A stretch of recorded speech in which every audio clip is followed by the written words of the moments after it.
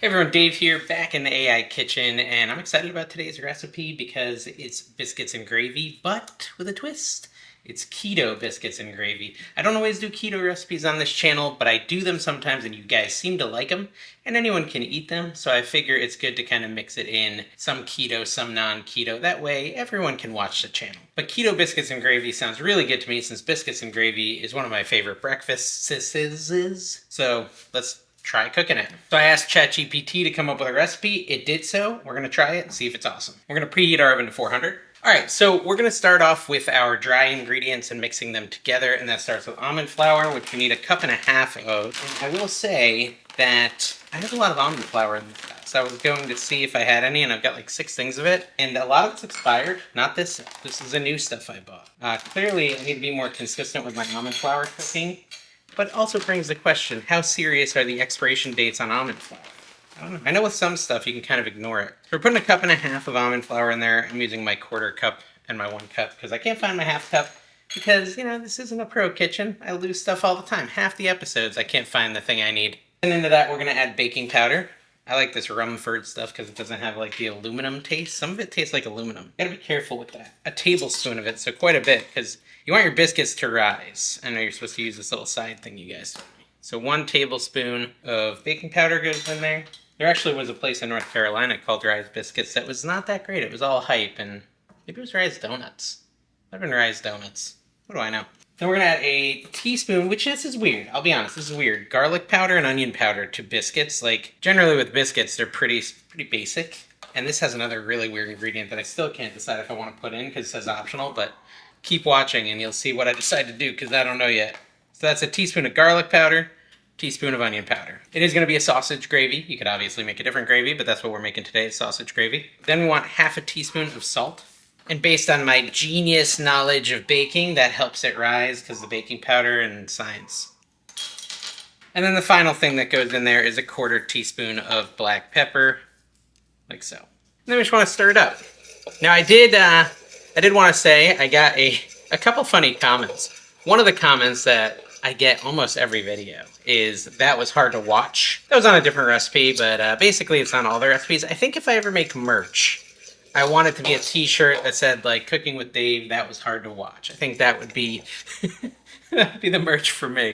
And people say that because I'm not very good at this. And it's like watching an episode of The Office where it's very awkward, and so that's why it's entertaining. I feel like that's the same thing here. It's awkward how bad I am at cooking, so you watch to laugh at me. I need another bowl for the wet ingredients. I'm going to set that aside. Now, this is cottage cheese biscuits. So I'm going to ask ChatGPT a question, because normally when I've done cottage cheese recipes, it always makes me put it in my little Ninja blender and blend it up to make it smooth. And so I'm wondering why it doesn't say that in this, and I'm just going to ask it if I should be doing that. But with biscuits, how smooth do you really want them? See, that's the question. So I just asked it, and it said blending the cottage cheese before incorporating it into the dough can help create a smoother texture, but I kind of like my biscuits to be, like, not super smooth, so I might not do it. I think it's giving me an optional answer, like where I could do it or not do it. I think I'm going to not blend it up, although you could if you want it to be a smoother texture. We're going to need 1 cup of cottage cheese, though. All right, so I want to take 1 cup of cottage cheese. I think that's right. I didn't actually check. Yeah, 1 cup of cottage cheese. We are using chunky. Now, this, I would say, like I just said, but I'm going to say it again. Can chop this up to make it super fine, but I've got small curds are in there. Cottage cheese, I can't get over the look of it. It's still... We then want to take 2 eggs and add it in there. Again, let me say, I got a lot of really good and useful comments about separating egg yolks from egg whites, and I will definitely be putting those into practice in the future. In one of my recent videos, I believe it was cloud bread, I ended up using like 17 eggs in the pursuit of 8 because I kept messing up. But you guys gave me some tips that I think will help me avoid that in the future. So no shells, that's why I put it into the bowl first, and I'm going to add it into the cottage cheese mixture. We need melted butter, so I'm going to take some melted butter. We need 1/4 cup of it, which is like half a stick. And we're going to melt that in the microwave, the microwave. Okay, so my butter is pretty much melted. Dump it in with the rest of this, and then mix it up with our handy dandy blender. How fancy is that? No cord. In our last video, I kept having to try to use our KitchenAid, which didn't even have like the whisk mixer. I kept trying to use the paddle mixer, and things were much harder that way. This is way nicer because I don't have power over here, So it's really easy to just pull it out. It's battery powered. It's kind of cool. Not sponsored. It's also KitchenAid, actually. I didn't realize that. So look, it's like a companion tool, guys. I'll put a link to it. I can put links in the videos, linked products. I'm not sponsored, but I will get affiliate money if you buy one. I like it. Not everyone necessarily needs it, though. I just need it because I'm trying to do these videos. All right, so this is where it gets tricky. I will tell you at the end if I think you should blend the cottage cheese. I'm totally like, I don't know, up in the air about that decision. I'm still thinking maybe I should have done it because I see all these chunks of cottage cheese in there, but I don't know. We'll see. If I get like a bunch of thick chunks in my biscuits, I may recommend the opposite method. Pour wet ingredients into the dry and mix until the dough forms. Hey, you know what? I can use my little mixer thingy again. There's all our dry stuff. Take our handy dandy mixer and spin it away. This is nice. Hopefully I'm not like over mixing. I don't think I am. What's that? She says it sounds like I'm in a funnel. In a funnel or using a funnel? Funnel. She said in a tunnel, not a funnel. Sorry. I can't fit in a funnel. That's why I was confused, because I'm not, you know, tiny ant-man. Okay, so that's the dough. It's still got big white chunks. Now this is where it gets tricky. The recipe says to add in cheddar cheese to our biscuit. Optional cheddar cheese. Tina just laughed. Is that weird? Should I do it? Cheddar cheese? She's laughing at people laughing at me in the comments. I thought she had something to say about the cheese. It says 1 cup of shredded cheese. I think I'm gonna do it because I think we should follow the recipe as designed. It's easier for me to tell you to take it out if it tastes bad than to put it in if I never got to taste it at all. So I can always tell you at the end, yeah, don't do the cheddar cheese, it's terrible. But I don't think it will be. I think it's just gonna add flavor and it's gonna be good, especially with the gravy and stuff. I think it's gonna be delicious. And not everyone likes gravy, so what I'll do is, okay, so you guys all texted me or messaged me and said, Dave, you need to learn how to fold in ingredients. And I looked it up. There's these videos on folding in. And for like cheese, it seems like just what I normally do is fine, this. But the real reason I think everyone was triggered is because the way I was folding in my egg whites to my cloud bread, that is like a science. You have to like add a little egg white and all this other stuff. And next time we do an egg white recipe, I'm gonna make sure, well, first I'm gonna make sure this is in this shot of the camera so you can see it. I'm gonna make sure that I look at one of those videos while I'm doing it so I can try to do it right. Because I think that was a big part of my issue with my cloud bread.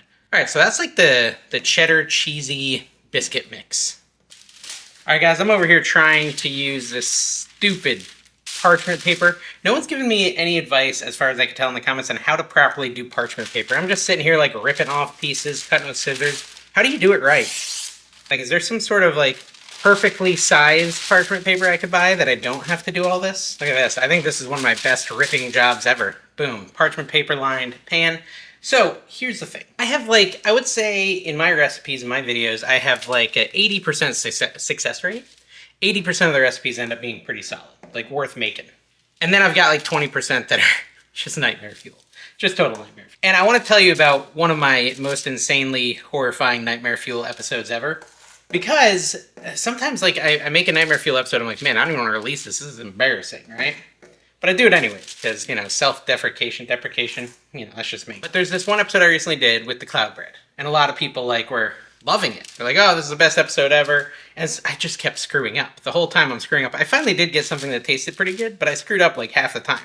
Now, if you liked that, there's a point here. There's a point. You can see what I'm doing. I'm just putting this dough onto a cookie sheet and then kind of flattening it to make it look a little biscuity. But yeah, the point is, I made a video, I don't know, maybe 2 Thanksgivings ago or 1, where I tried to make a turkey. And if you want to watch what I would consider the funniest episode of this show ever, I still think it's that one. So I'll try to put a link. I'll probably forget. But just look up like either AI Kitchen or Cooking with Dave turkey, spatchcock turkey, and you'll see one of the funniest. They got me holding like a chicken backbone here. I'm like covered in, it's hilarious. You have to go check it out. Break its spirit if we can. I just don't know if I'm going to succeed. All right, so here's 6 biscuits. I'm gonna get another cookie sheet, I guess, because I don't want to crowd them. Okay, I got my little tiny cookie sheet. I like this cookie sheet, though. It cooks very evenly. This one's only gonna have like 2 biscuits on it. So my yield is like 8 biscuits, and I'll share with you the carbs/net carbs at the end, so stick around for that. You know, we gotta taste it first, see if it's worth making. I have a good feeling about it. The only thing I'm still like a little bit up in the air about is these chunks of cottage cheese. All right, so these are gonna go into the oven at 400 degrees. For 12 to 15 minutes, and we're gonna work on the sausage gravy while these cook, so we're gonna move our cameras over there, and move on to the exciting next step. Hopefully we can make a good gravy with no flour. Usually I use flour in gravy. Okay, so it's gravy time. Gravy, as always, starts the sausage, except for when it doesn't. Like my friend from Alabama loves chocolate gravy. So if you guys like chocolate gravy, comment below and let me know. Is that an Alabama thing, or is that an all of the South thing? I mean, I live in the South right now, but I grew up as a New Englander.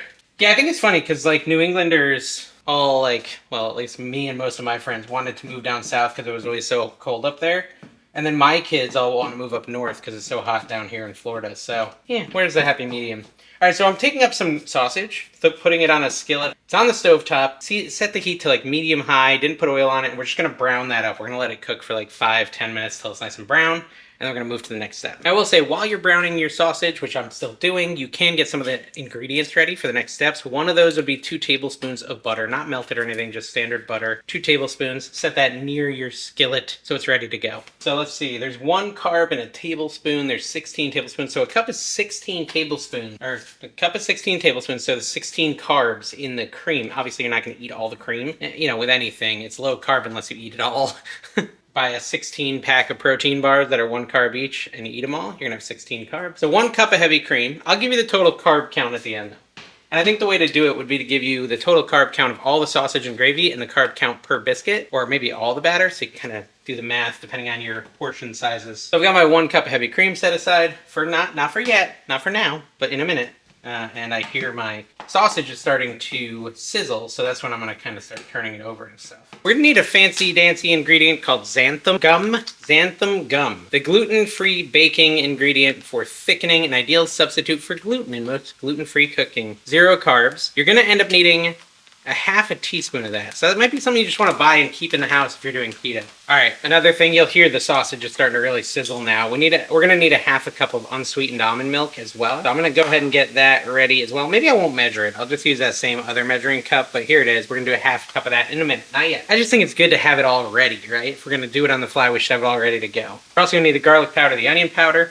So I'm getting to that point where it's really close on the sausage here. You can see like a little pink left, so I'm just kind of stirring it rapidly. All right, so this sausage is pretty much all cooked up at this point. We're gonna now move on to the next step, and I'm pretty excited about it. So first thing we're gonna do is add that 2 tablespoons of butter and mix that in. Is it gotta melt? Yes, stir it until it's melted. So that's gonna coat the sausage with butter. Butter is no carb, right? The keto thing? I think it is. Should I be still using this wooden spoon, or should I be using like something else? I'm gonna keep using the wooden spoon. My butter's all melted. It's like a little ball of fun in there. Melt, butter, melt. Put it right in the middle. That's the hottest part of this thing. All right, it's pretty much melted. So let's mix that all up, integrate it, and then we're gonna add our heavy cream. 1 cup of heavy cream is gonna go in, and we're gonna put that in right. Should I lower the heat a little? I'm gonna lower the heat a little bit. I probably don't need to, but I'm going to down to medium. Add in the heavy cream, mix it up, and then I'm gonna add a half a cup. Gosh, I'm spilling it. I can't do this one-handed. Ah, computer, stop timer. Okay, so now my biscuits just went off, so they're done. Half a cream of almond milk goes in there. I'm gonna stir it up, and I'm gonna take the biscuits out so they don't burn. Look at that, multitasking, guys. All right, so that's all in there. I've got my heat on medium. Let me check, see, look, see, there's still some pink. That's cross-contamination, baby. All right, I cleaned my spoon, guys. No worries, no worries. Mix it up a little. Oh, biscuits, almost forgot, stand by. Oh man, oh, they look lame. They don't look very good, guys. They look like pancakes. I'm disappointed. Dang it, what a downer. So I asked ChatGPT why my biscuits are flat, because they came out flat, and I'm a little disappointed. I'm gonna keep stirring this. I don't know how long I'm supposed to stir this. Maybe I should look at the instructions here. Taste might still be good. Hey, we gotta add in xanthan gum evenly over the mixture and stir well. So xanthan gum, half a teaspoon goes in now, because I figured some stuff out that I may have done wrong. Evenly sprinkling xanthan gum all over the mixture. Get out with my teaspoon xanthan gum. That should be a thickening agent, hopefully. All goes well. I don't know how I should have it, but I've got the xanthan gum. It says to let it simmer for 5 to 7 minutes, stirring frequently until it thickens. So, okay, so I asked ChatGPT, I said, why are my biscuits flat? It gave me like 2 primary reasons. Number 1, which definitely I could have done something about, it said to shape them thicker. So if I had actually just taken a little more time and made sure I shaped them a little thicker, they would have looked probably more biscuity. I don't think that's the issue though. It said do not overmix. I shouldn't have used my mixer. I should have used my hands. I'm pretty sure that's where I went wrong, is using the mixer. Even though I asked it, ChatGPT's not great at this, guys, and it said I could use a mixer and should use a mixer, I don't think I should have. I think I should have just taken a fork and just mixed it, and I think it would have came out fluffier. But hindsight is 2020. Hopefully they still taste good. They're like a flat biscuit. They're a biscuit pancake. It's all good. It's all good. I believe that if you were to mix it without a mixer, it would come out more biscuit shaped. We're gonna see the power of this xanthan gum, and see if it really can thicken it. I'll show you the biscuits in a minute. They're not terrible looking, but I'm a little disappointed, I'll be honest. So it's funny, sometimes I use artificial intelligence to create the picture for the thumbnail, as you've noticed, I'm sure. Now, being the AI kitchen where I use AI to create the recipes, I think it's kind of fun to also get AI to create some of the images of what, in the AI's mind, this recipe would look like if I was a good cook. Now, whether or not AI is correct or not, I don't know, but I like to assume that if you cook the recipe correctly, it would look as AI imagines. And so I use, a lot of times, the AI thumbnail. I was just telling Tina that it's good I use AI thumbnails sometimes because these biscuits are not going to look very biscuity. They're going to look like pancakes and gravy.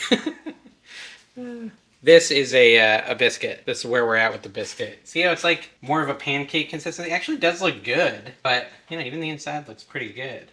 I think they're done. Thickness is just not there. Again, the mixer I think was my big mistake. I was all excited because I got a new tool and then I went and screwed everything up. It's definitely thickening up. Give it a couple more minutes. Then we're going to add some spices. Now down south, gravy's all about the pepper. So we're definitely going to put quite a bit of pepper in it. We're going to put salt, we're going to put garlic powder, onion powder. Yeah, look at that, guys. It really is thickening up. That's kind of cool. I didn't know if it would without flour, but here we are. Go xanthan gum for the win. Apparently that's used in all types of cooking. Like, just the ingredients for things you're already buying have xanthan gum in them. So it's not like a scary thing, supposedly. Half a teaspoon of garlic powder and half a teaspoon of onion powder are going to go in. I'm happy with the thickness. We're going to do, I don't know, a bunch of black pepper, probably like, I don't know, that much.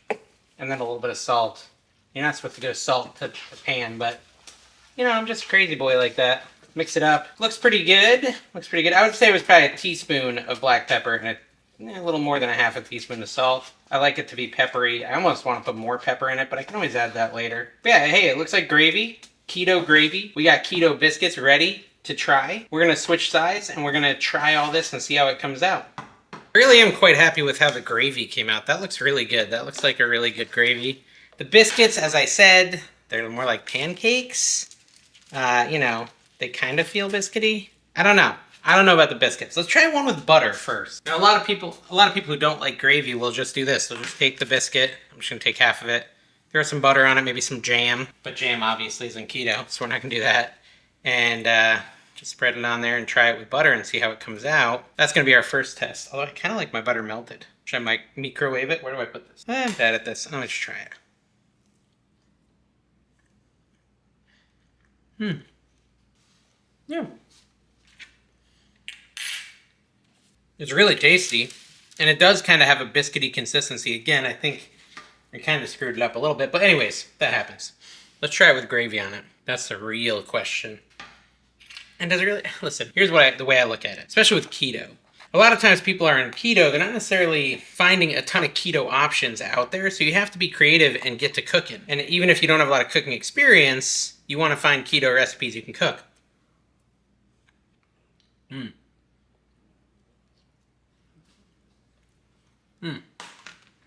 Gravy's really good. I mean, honestly, this is a very good substitute for biscuits and gravy. Like, this tastes like when I'm having biscuits and gravy. I'm wondering if there's like a whipped cream that has less carbs, because ChatGPT is telling me that it should only have like 6 carbs in a cup, and it's got 16 carbs in a cup. That's might have thwarted us here. So I would maybe pay attention when you're buying the heavy cream. Try to find whichever one has the least carbs. I didn't think of that, but I bet there's some that have less carbs than other, because this one had 16 carbs in a cup versus 6. It's telling me it should have. Okay, so it's saying for all of the gravy, it should be 17.6 carbs, net carbs, for all of it. So 1 serving of the gravy, which would be 1/8 of it, which is probably about how much I had, I guess, I don't know, would be 2.2 net carbs. So yeah, I think that's probably about right. That was probably about 1/8 of it. So 2.2 net carbs in the gravy. And then the biscuits, 30 net carbs for all of these. So per biscuit is going to be 3.8 net carbs. So if you have 1 biscuit, again, you know, blend it less hard and shape it higher and make it look more like a biscuit. It's probably going to be a little better. But it's still actually really delicious. Actually, I have 0 complaints about the taste of the biscuit. It's actually very, very good. It's just I don't like the way it looks. So, you know, does appearance really matter? I mean, in biscuits, it's all about the flavor.